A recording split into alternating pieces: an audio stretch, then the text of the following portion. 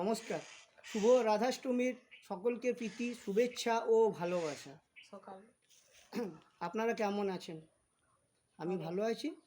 একটা বিশেষ কথার জন্য এই লাইভটা করলাম। মানুষের কথা হচ্ছে মান আর হুঁশ, তাকেই বলে মানুষ। পৃথিবীর জীব জগতের মাঝে মানুষ সবচেয়ে শ্রেষ্ঠ। কিন্তু কিছু কাজকর্ম, কিছু জন্য মানুষ জন্ম নেওয়ার পরও মানুষ জন্মের প্রতি ঘৃণা জন্ম হয়। সকালে উঠে দেখছি ওই সামনে পেয়ারা গাছের তলায় এই পাখিটি বসে আছে। দেখছেন এই পাখিটি, রাধাষ্টমীর দিন সকাল সকাল উঠেছি, দেখছি পাখিটি বসে, মনে করলাম ছোটো বাচ্চা। গিয়ে দেখছি পাখিটাকে কোনো শুভ ব্যক্তি, সহৃদয় ব্যক্তি একটা ক্ষুদ্র প্রাণীকে দানা বেঁধে এইভাবে রেখেছে।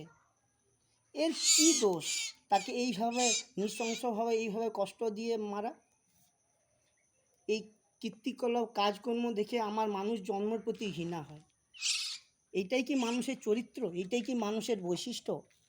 মনুষ্যত্ব জন্ম নিয়ে খুব দুঃখ এবং কষ্ট পেলে এই ছোট্ট প্রাণীটি কী কষ্টে, কী অসহায়ভাবে কদিন ধরে এইভাবে পড়ে আছে কে জানে। কাঁচিটা দেবেন,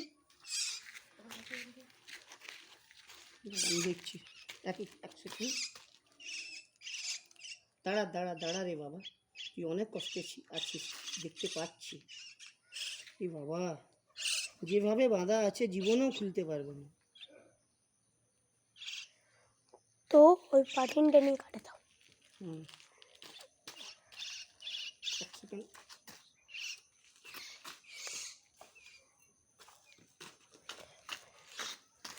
এইটা দিয়ে এইভাবে বাঁধা আছে।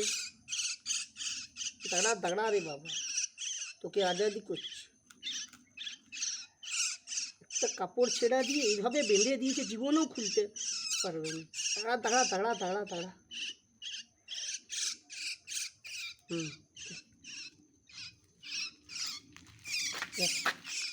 দাঁড়া, এই তো তোকে আজাদ করলাম।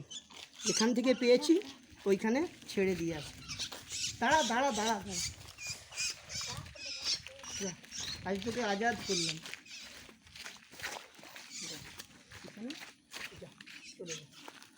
উড়ানো উড়ে চলে যাবে, কষ্ট পেয়েছে।